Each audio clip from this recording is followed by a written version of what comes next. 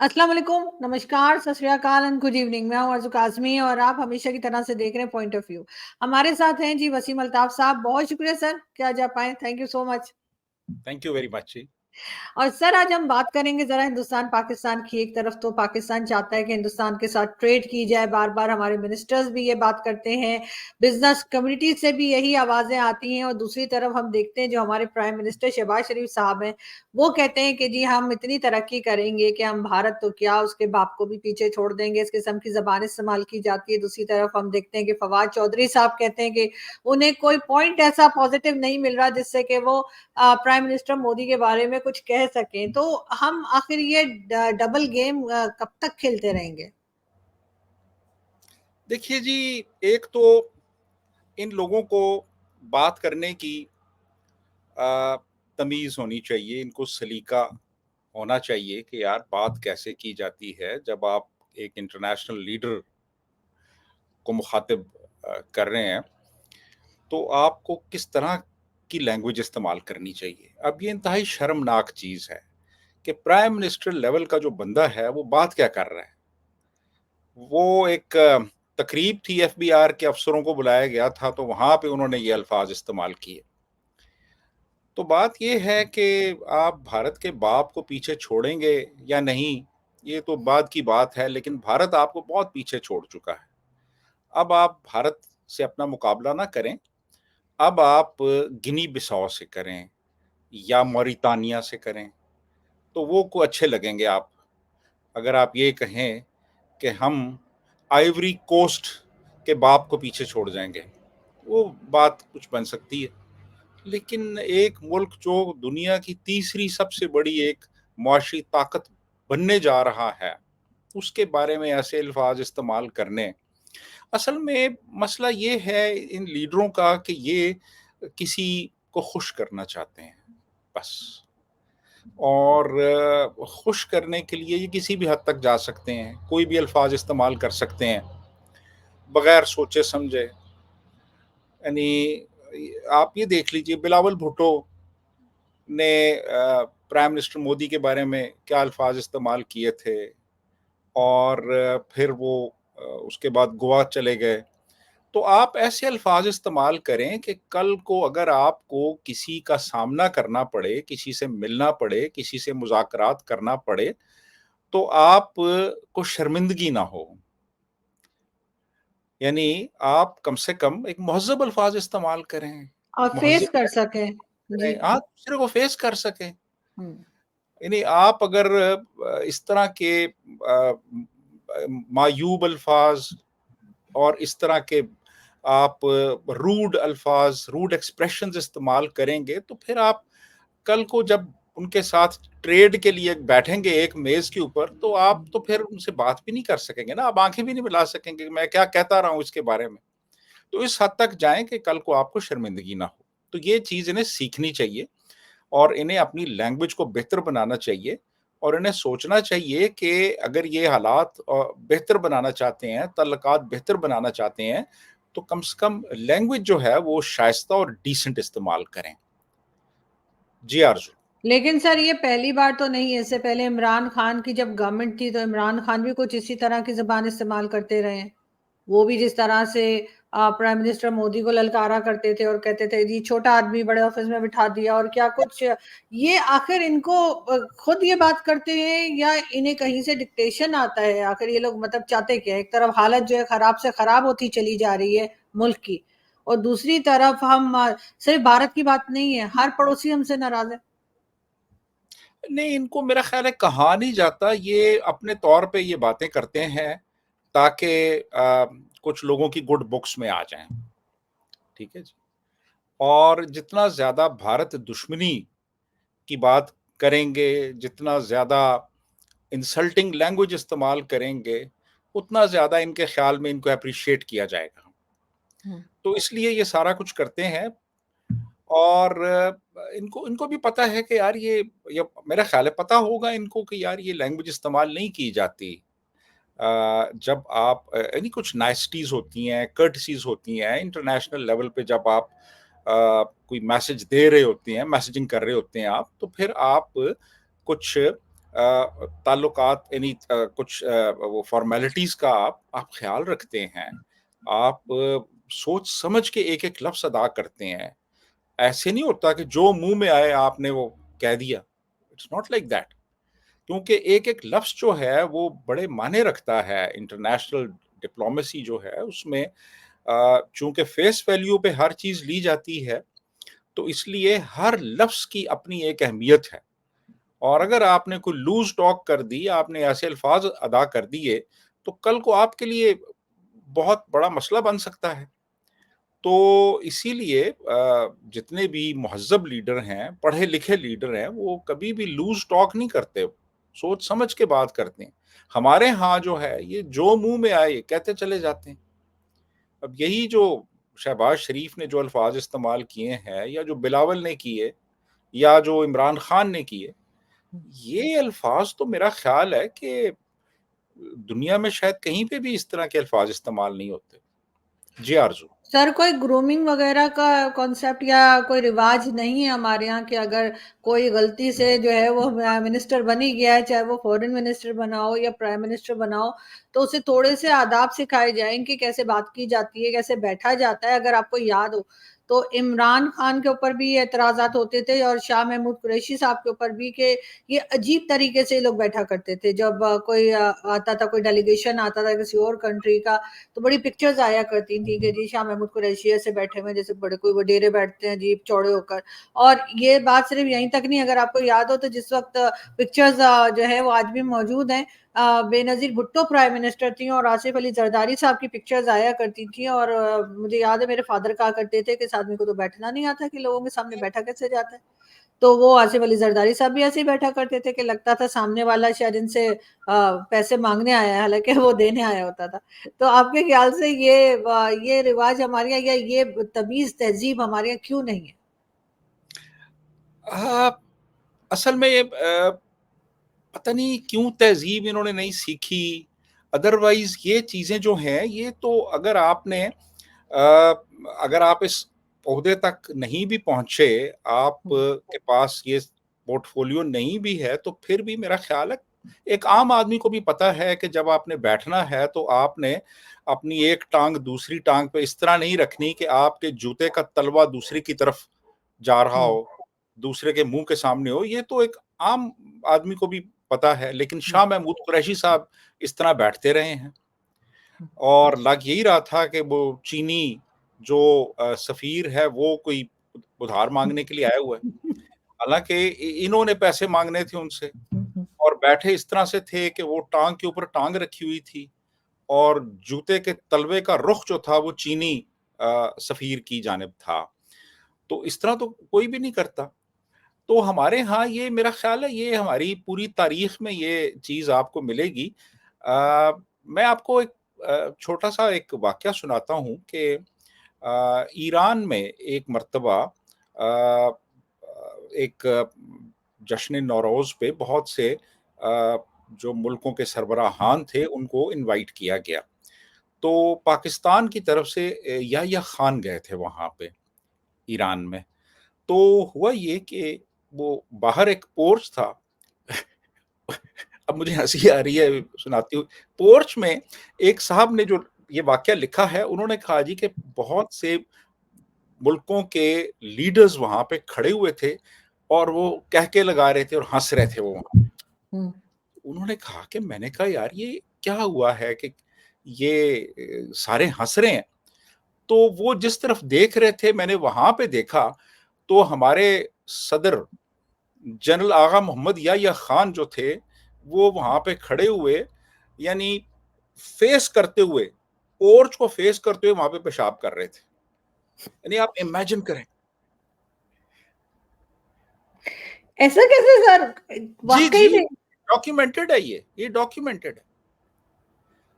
तो अब ये इस तरह के हुक्मरान भी रहे हैं हमारे यहाँ, तो कम से कम शाह महमूद कुरैशी या बिलावल या इमरान खान या शहबाज शरीफ, उनको इतना क्रेडिट दें कि इस लेवल तक नहीं गए वो।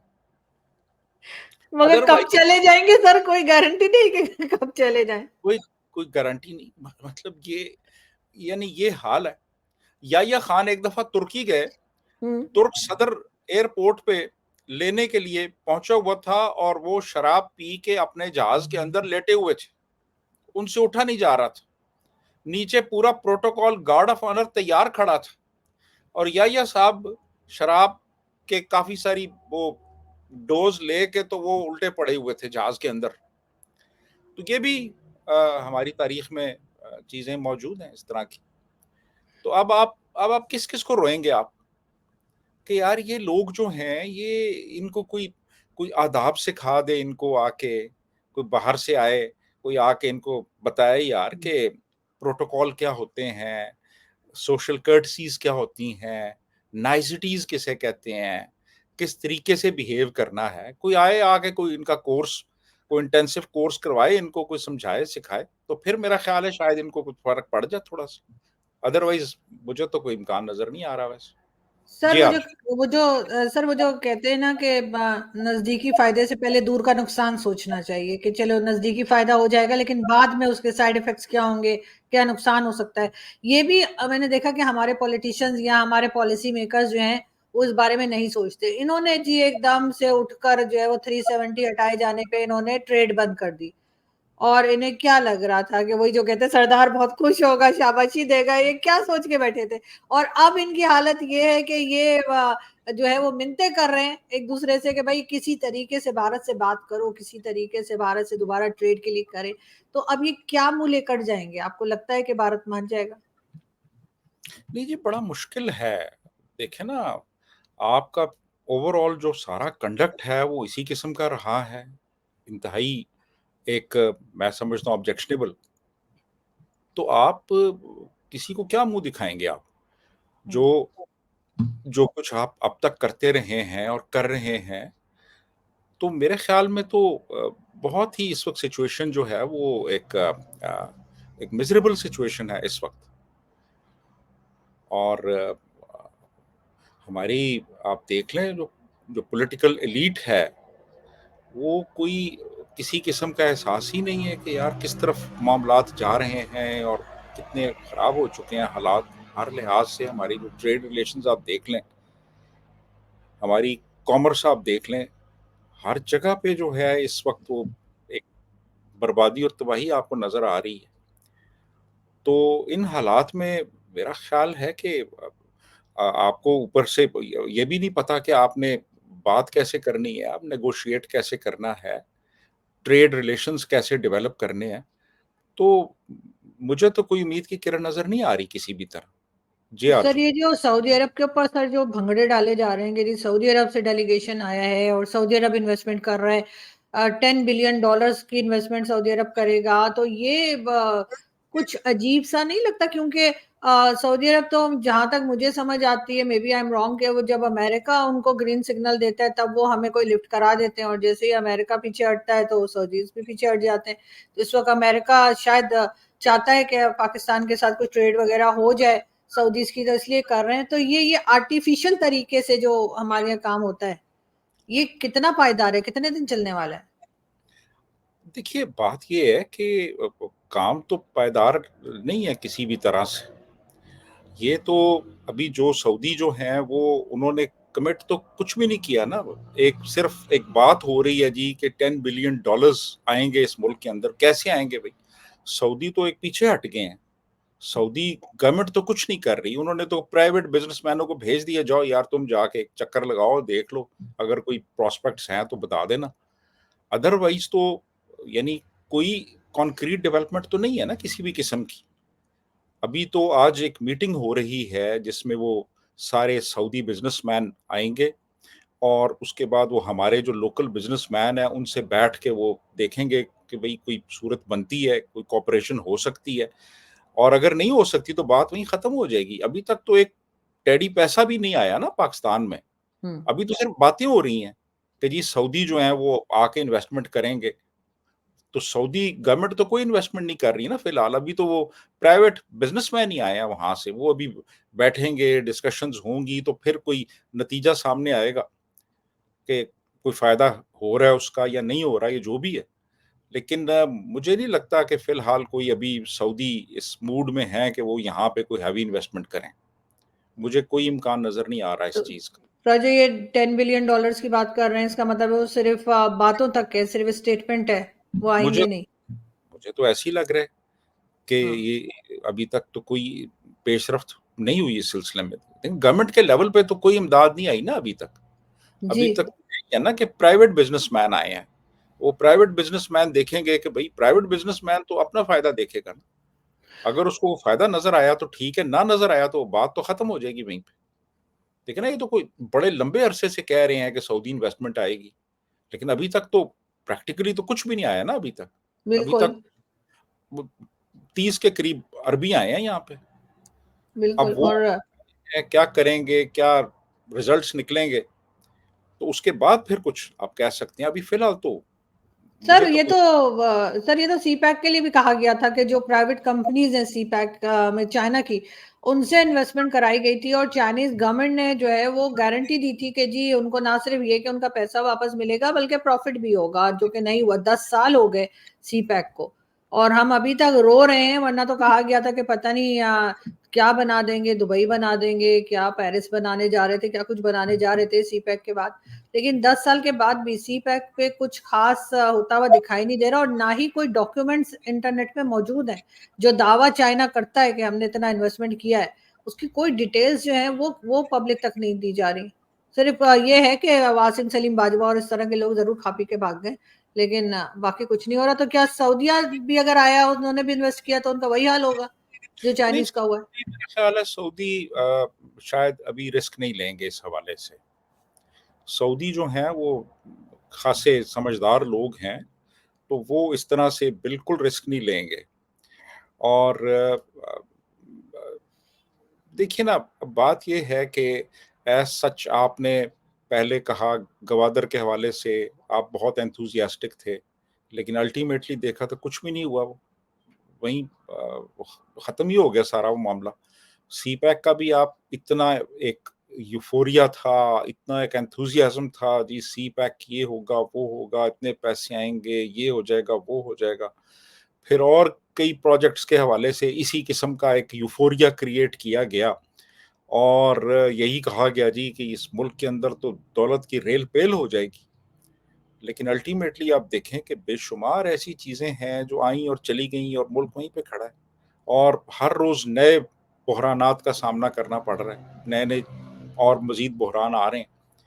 लेकिन वो जो सऊदी पैसे थे, इनका ख्याल था आएंगे, वो भी नहीं आए। कुवैत से भी नहीं आए, दुबई से भी नहीं आए। और अब आप देख लीजिए कि इस वक्त अब वो सऊदी आए हुए हैं यहाँ पे, वो मीटिंग्स वगैरह कर रहे हैं और उसके बाद अब देखते हैं कुछ होता है नहीं होता। अभी तक तो मुझे तो कोई खास इम्कान नज़र नहीं आ रहा है इसमें। जी आशु। बिल्कुल। लेकिन सर इलेक्शन चल रहे हैं भारत में, इलेक्शन के बाद जो भी गवर्नमेंट आएगी, ज्यादा चांसेस तो यही लग रहे हैं कि एक बार फिर बीजेपी की गवर्नमेंट आएगी और प्राइम मिनिस्टर मोदी ही होंगे। जो बातें उनके बारे में अभी 1-2 दिन पहले तक फवाद चौधरी साहब लिख रहे थे, फवाद चौधरी साहब को देखा जाता है काफी, वो मतलब हर पार्टी के साथ वो रह चुके हैं और मिनिस्टर भी रह चुके हैं कई बार।